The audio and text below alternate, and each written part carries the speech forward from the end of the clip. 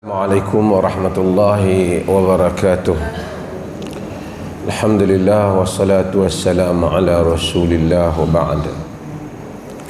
Pertamanya saya mengucapkan selamat bercuti ya tuan-tuan. Hari ini cuti.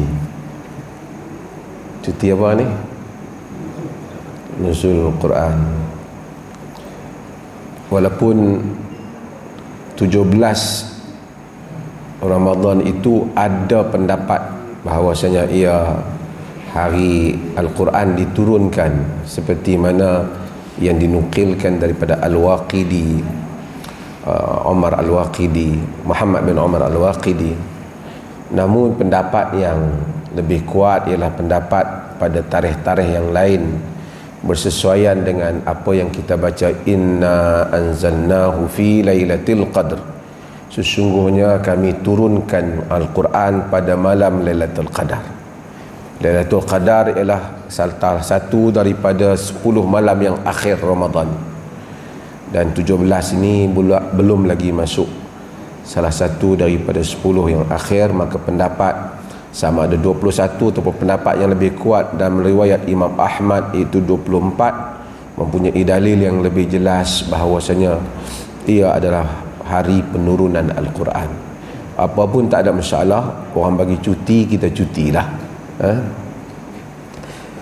Ada tajuk mereka sebut dah saya ni tentang apa bab tentang dosa, apa yang patut dilakukan apabila melakukan dosa. Tetapi tadi saya ditanya berhubung dengan tentang kunutul witir, kunut witir. Oleh kerana kita pada 15 ataupun separuh akhir Ramadan ini, biasanya di Malaysia ini orang berkunut di dalam solat witir.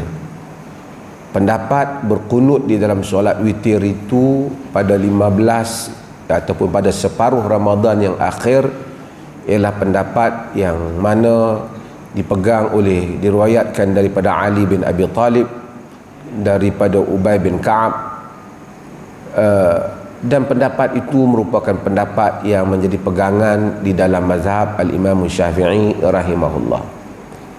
Di kalangan mazhab seperti mazhab Al-Imam Malik, mereka tidak berpendapat adanya kunut witir. Bahkan mereka memakruhkannya dalam sebahagian tulisan-tulisan mereka, fatwa-fatwa mereka, disebabkan kerana mereka tidak melihat kekuatan dalil dalam hal itu. Di kalangan ulama ada yang menyatakan bahawasanya solat witir itu kunutnya sepanjang tahun, tidak khusus. Apapun, siapa yang nak kunut pun boleh. Siapa yang nak kunut hanya pada 15 yang akhir pun boleh. Siapa nak kunut sepanjang dia buat witir pun boleh. Kesemuanya itu tidak menjadi masalah, disebabkan riwayat-riwayat yang ada tidaklah mengukuhkan mana-mana pihak. Tetapi yang jelas, yang disebut oleh Al-Hasan bin Ali, yang diriwayatkan di dalam Musnad Imam Ahmad, di dalam Sunan An-Nasa'i, juga di dalam Sunan At-Tirmidzi, di dalam Ibnu Majah dan Abu Dawud juga, di mana kata Hasan, allamani Rasulullah sallallahu alaihi wasallam kalimatin aquluhunna fi qunutil witr. Nabi sallallahu alaihi wasallam mengajar aku kalimat-kalimat yang mana aku akan sebutnya semasa kunut witir.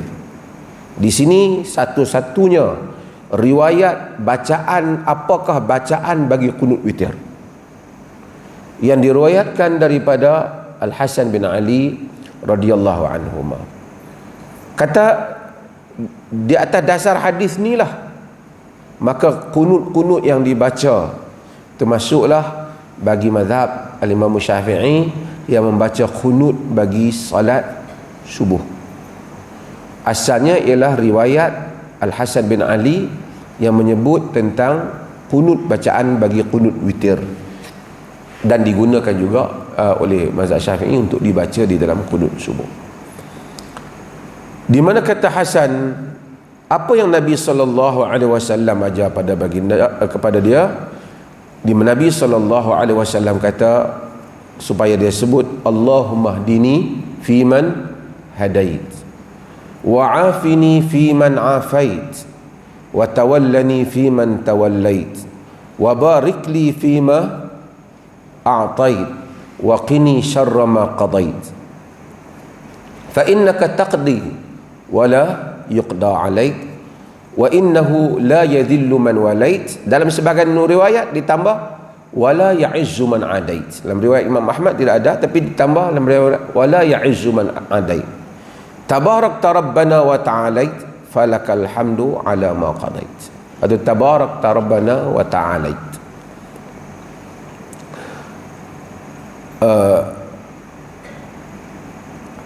Makna kepada qunut ini, Allahumma hdini fi man hadait. Allah, ya Allah, ihdini fi man hadait. Tunjukkanlah aku, ihdini, tunjukkanlah aku fi man hadait, di kalangan orang-orang yang telah engkau bagi petunjuk. Bagi petunjuk padaku, supaya seperti mana engkau telah bagi petunjuk di kalangan hamba-hambamu yang Allah bagi petunjuk. Petunjuk ni banyak dalam hidup kita. Ilmu merupakan petunjuk. Kalau kita tak ada ilmu, kita tak boleh solat. Kalau kita tidak ada ilmu, kita tak menganut agama Islam. Tetapi peringkat-peringkat petunjuk, bukan semua petunjuk yang diperolehi menjadikan seseorang memperolehi satu petunjuk yang paling tinggi, yang paling diperlukan, iaitulah dinamakan dengan hidayatut taufiq. Sebab kita tahu wabillahi taufiq wal hidayah, hidayatut taufiq. Kerana ada orang ada ilmu tapi dia tidak amal. Ahlul kitab ada ilmu. Ada orang tahu yang mana yang benar dan yang salah, tapi dia tidak mengikut yang benar walaupun ilmunya ada. Kerana dia tidak mendapat petunjuk, iaitu taufiq, hidayatut taufiq. Itulah maknanya ketika kita di dalam salat kita menyebut ihdinas siratal mustaqim. Mengapa kita meminta petunjuk daripada Allah? Supaya tunjuk kita jalan yang lurus sedangkan kita tengah bersalat. Kerana salat itu baru sebahagian daripadanya, dan betapa ramai orang yang bersalat tidak mendapat petunjuk untuk meneruskan mengamalkan agama Allah. Ada orang tahu puasa Ramadan wajib tapi dia tak puasa.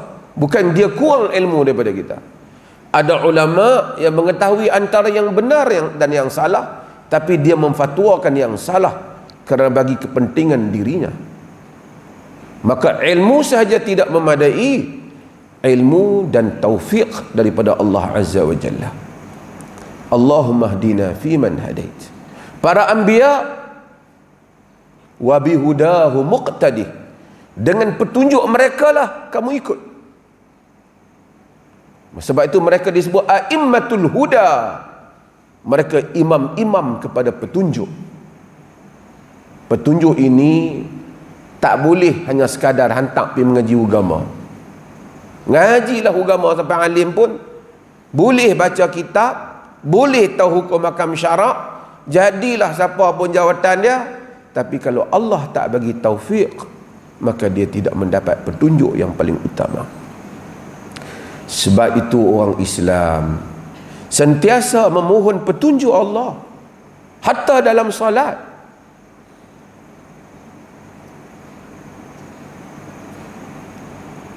Ihdinas siratal mustaqim. Kita minta hidayah pada Allah senantiasa.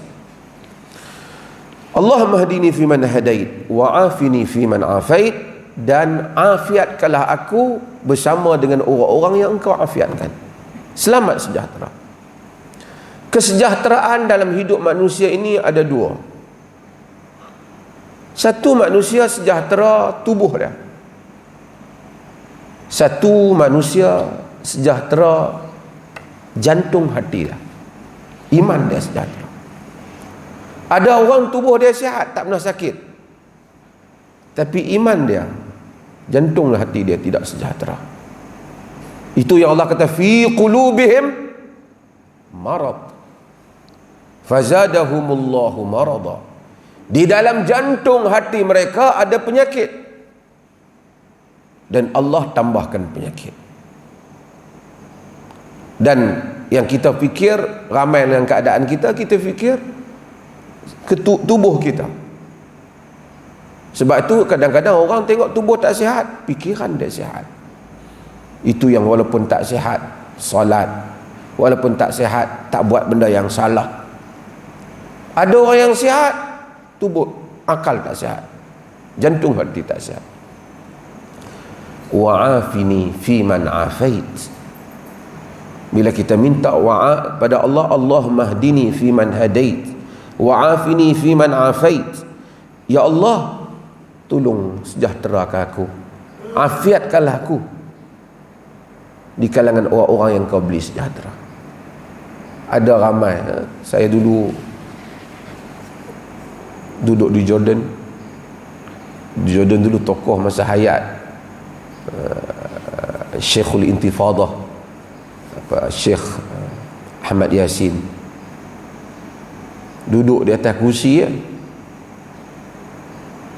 tapi dapat menggerakkan rakyat Palestin keseluruhannya bangkit menentang Israel. Saya pergi rumah dia di Gaza masa zaman Mesir buka, zaman Mursi tu dia buka. Israel tak boleh nak buat apa dengan kebangkitan ni. Berpuluh tahun rakyat bangkit. Punca dia pasal Ahmad Yasin. Ahmad Yasin ni boleh berdiri tak boleh, duduk atas kursi ya. Atas kursi roda. Bangkit semua anak-anak Palestin, bangkit menentang Israel. Sejahtera. Israel akhirnya gunakan helikopter tembak dia daripada atas ketika dia balik daripada salat, atas kursi. Kalau jantung hati manusia tu kuat, dia boleh menggerakkan dunia ni. Kalau tubuh kuat, jiwa tak kuat, dia menjadi hamba pada orang lain. Kita minta kesejahteraan tubuh dan jantung hati kita. Wa'afini fi man afait, wa tawallani fi man tawallait. Dan jadilah waliku di kalangan orang yang telah engkau menjadi wali mereka. Tawallani ni lantik aku jadi wali. Sebab tu kita panggil awliyaullah, wali-wali Allah. La khaufun alaihim wa lahum yahzanun. Mereka tak takut dan mereka tak berduka cita. Siapa wali-wali? Bila Allah jadi wali kita macam mana? Allah memang wali. Allah wali semua. Yakni Allah tu pelindung. Salah satu nama Allah wali, al-wali. Allah pelindung, tapi ada lindungan khas kepada hamba-hamba yang dia kasihinya. Itu yang kita sebut Allahu waliyul ladzina amanu yukhrijuhum minadh dhulumati ilan nur walladzina kafaru awliya'uhumut taghut. Allah itu wali kepada orang-orang yang beriman, mengeluarkan mereka minadh dhulumat, daripada kegelapan-kegelapan, ilan nur, kepada cahaya. Allah tak mengeluarkan kita dari kegelapan-kegelapan kepada cahaya-cahaya. Dia tak ada cahaya-cahaya. Dia plural, bagi cahaya satu nur dalam bahasa Arab. Kalau banyak dua nuran, kalau banyak anwar. Allah tidak mengeluarkan minadh dhulumati ila anwar, daripada cahaya, daripada kegelapan-kegelapan kepada cahaya-cahaya, tak. Minadh dhulumati ila nur, daripada kegelapan kepada satu cahaya. Satu cahaya tu cahaya Allah Azza wa Jalla, cahaya ajaran Allah Azza wa Jalla. Wa tawallani fi man tawallait, minta Allah jadi wali kita, jadi pelindung kita. Sebab tu kita menikah anak kita tu, kita panggil wali. Sebab apa? Wali tu pak tu dia akan jadi protector. Pasal apa Islam suruh anak perempuan ada wali? Sebab dia masuk dalam family orang lain jangan duk anggap boleh bully dia, boleh apa, dia ni ada wali dia.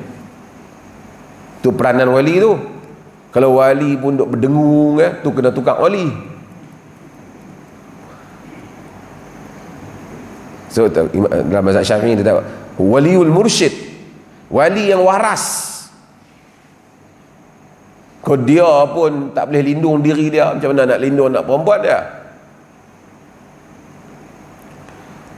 Allah wali kita. Sebab itu Nabi Yusuf alaihi salam akhir hayat dia doa apa? Fatiras samawati wal ard anta wali fid dunya wal akhirah tawaffani muslima wa alhiqni bis salihin. Pencipta langit dan bumi, engkaulah waliku di dunia dan akhirat. Allah lah wali kita. Anak perempuan kita tu wali manusia, kita semua ada wali. Wali kita Allah. Sebab tu kita kata dalam wa tawallani fi man tawallait. Minta Allah lindung kita bersama orang-orang yang Allah lindung mereka. Wa barikli fi ma a'tait. Tolong berkati aku, berkat untukku apa yang engkau berikan padaku. Orang kita bila sebut beri, terus teringat rumah, kereta, tanah, makan, duit dalam bank. Allah beri banyak. Ilmu adalah rezeki Tuhan. Kasih sayang anak-anak rezeki. Sebab tu Nabi sebut tentang Khadijah, ruziqtu hubbuha. Aku diberi rezeki cintanya. Apa yang Allah, kalau Allah bagi rezeki, duit, supaya dia berkati duit kita. Dengan duit yang kadang-kadang ada orang berbilion-bilion, bermillions duit dia. Tapi kita tengok, jumpa dia sentiasa bersembang pasal resah hidup. Yang tu tak kena, yang ni tak kena, yang tu susah hati. Kadang Allah bagi sebahagian orang makan pencen, hidup elok dia. Mari tanya masalah apa, alhamdulillah tak ada. Makan boleh, semua boleh. Orang yang duit banyak, bukan salah, tak salah, tapi belum tentu dia makan banyak dari kita. Belum tentu yang sedap pada mata kita sedap di lidah dia. Kita mungkin dapat setahun 2 kali, 3 kali makan macam tu. Dia dapat tiap hari tapi tak sedap. Allah Azza wa Jal membahagi-bahagikan rezeki di kalangan hamba-hambanya. Hamba ni kita hukum berdasarkan apa yang kita lihat. Tapi satu benda yang paling kita perlukan, iaitu berkat. Sebab itu kita dalam semayang kita sebut berkat. At-tahiyyatul mubarakatus salawatut tayyibatul lillah. Dalam riwayat Al-Imam, di dalam riwayat Abdullah bin Abbas itu ada Al-Mubarak, yang diberkati, tu yang berkat, maha berkat. Tabarakalladzi biyadihil mulk.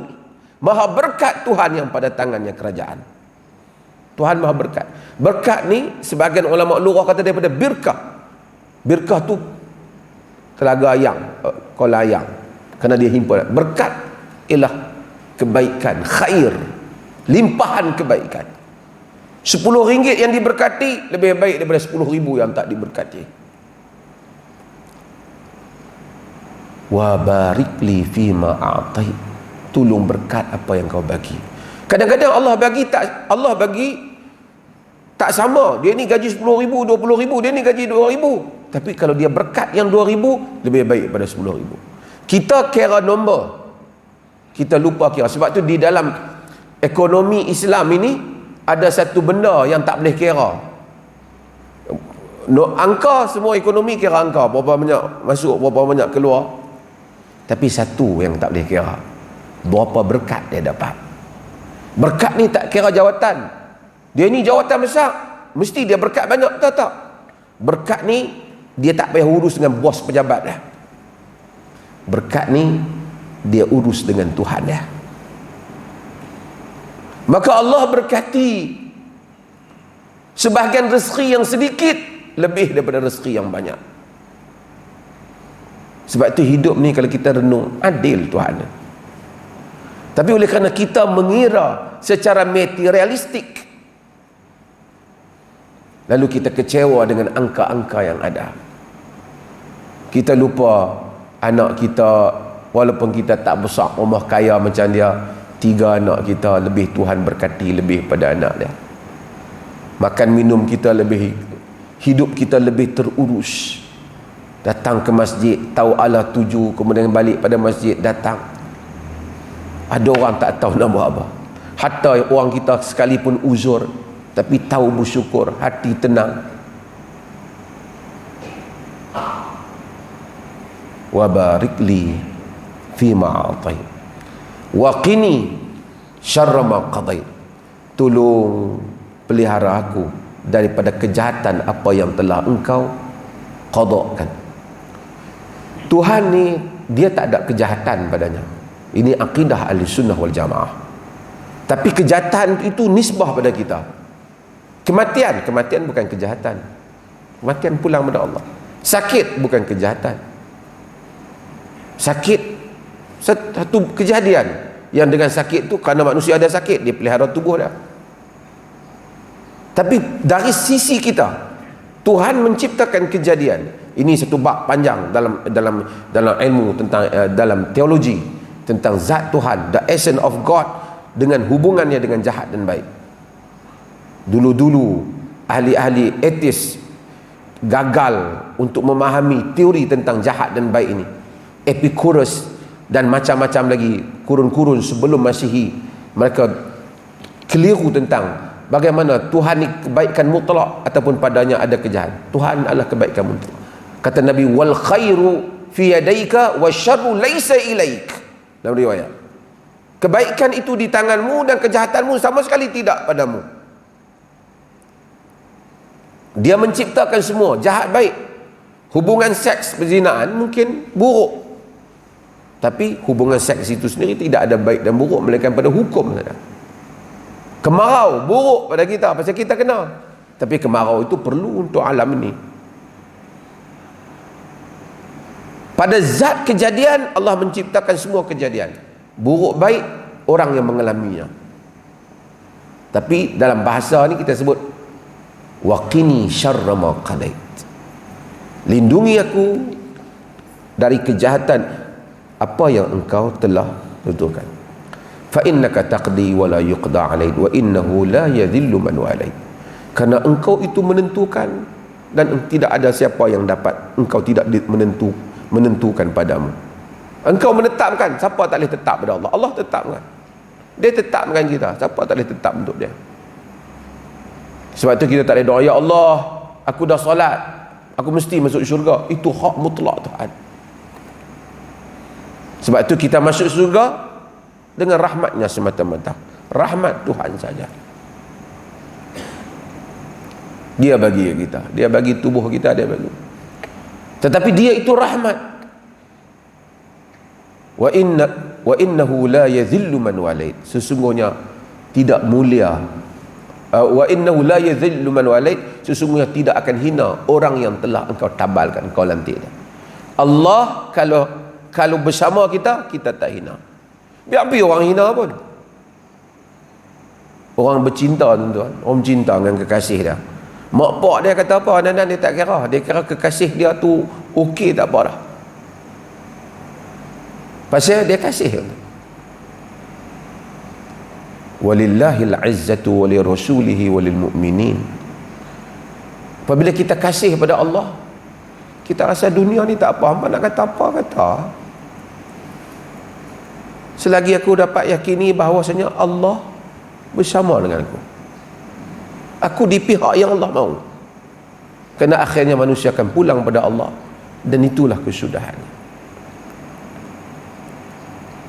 Dan ini panjang bab ini, kemuliaan, sehingga satu orang dapat merasai mulia kita bersama dengan Allah. Kalau tidak, manusia jadi tak berprinsip tuan-tuan. Saat diubah tu, saat dia ikut ni, orang ramai nak macam tu, dia buat macam tu, orang ni nak macam ni, dia nak macam ni.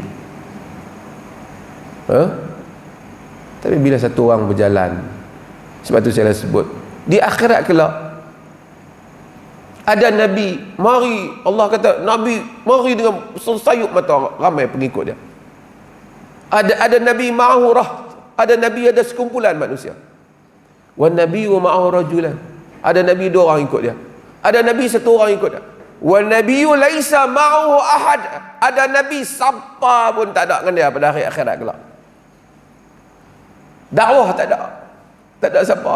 Ni ya Allah, tak ada siapa terima dakwah aku. Tapi kebenaran itu, makna kehidupan itu bersama dengan kebenaran. Wala yazillu man walait wala ya'izzu man adait. Tak mulia orang yang kau bermusuh dengannya.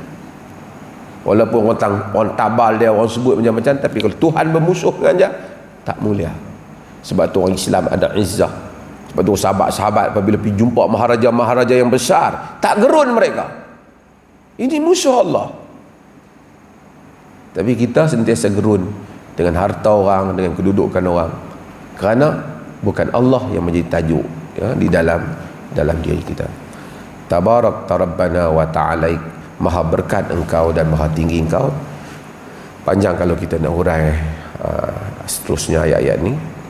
Tetapi yang pentingnya inilah bacaan kita ketika kita qunut witir, dan bermaknanya apa yang diajar oleh Nabi sallallahu alaihi wasallam. Kita ni macam saya katalah, banyak benda yang kita baca dalam sembahyang ni, tapi kita akan perasan sebab kita tak ambil tahu makna dia. Baru ni saya dah sebut, kita ni tiap hari bagi salam kat Nabi, tapi kita bukan perasan, sehingga kalau orang nak pergi, aku boleh bagi salam kat Nabi tu kalau pergi Mekah, Madinah. Bukanlah saya kata tak boleh ke apa, tapi tiap hari kita tu, Assalamualaikum ayyuhan Nabi wa rahmatullahi wa barakatuh. Salam kepadamu wahai Nabi wa rahmatullahi wa barakatuh. Assalamu alayna wa ala ibadillahi salihin. Salam kepada kita dan kepada hamba-hamba Allah yang saleh, termasuk para nabi, para wali yang lain. Salam untuk mereka. Betapa agama dalam solat itu mengajar kita berhubung, networking kita tu ke seluruh alam ini. Di mana qad asaba kullu 'abdin salih, kata Nabi, telah kenal kepada semua hamba saleh. Dengan kita sebut demikian, yang telah mati, yang telah masih ada, yang telah pergi, yang akan datang. Salat menghubungkan kita dengan alam keseluruhannya. Tapi kita selalu baca, kita doa, kita terlepas memahami makna-makna. Mudah-mudahan Allah Azza wa Jalla memberikan kita kepahaman, keikhlasan dalam beragama dan beragama untuknya, insya-Allah. Wassallallahu ala nabiyyina Muhammad walhamdulillahi rabbil alamin.